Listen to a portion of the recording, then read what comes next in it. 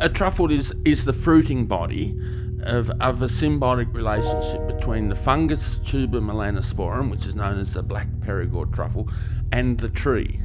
And they form this relationship in the soil, and the truffle is the fruiting body of that.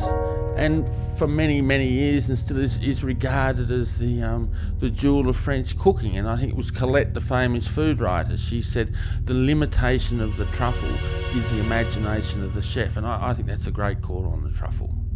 Hi, I'm Duncan Garvey from Perigord Truffles.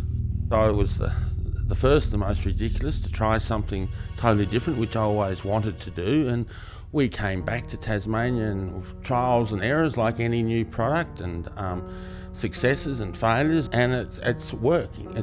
And now we're producing less than 2 hours from Sydney some of the great French truffles of the world, and we're selling them to the great dining rooms and individual households in Australia, and to the great dining rooms of the world. And it's a journey, and we keep striving to do what we do better and better.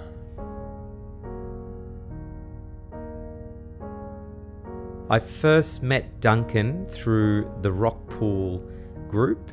Duncan was looking for someone to make a truffle butter with. And they said there's only one person to talk to in Australia, and that's Pepe. And Duncan came and saw me in the factory. I thought, well, this is going to work. There's the enthusiasm. This could be a food marriage made in heaven. And the education began. Hello, I'm Pepe from Pepe Butter Company. Well, we have specially trained dogs that go out, and we're starting in mid-June, having a look, and the dog will indicate truffle. We'll get down on our hands and knees and smell the soil, which is encapsulating the truffle. It's not quite right, we'll leave it a little bit longer.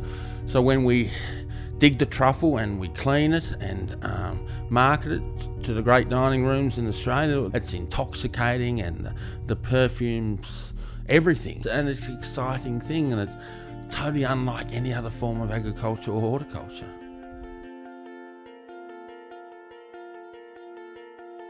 What we're trying to do, or what the idea of a truffle butter is how you can capture that scent in the butter.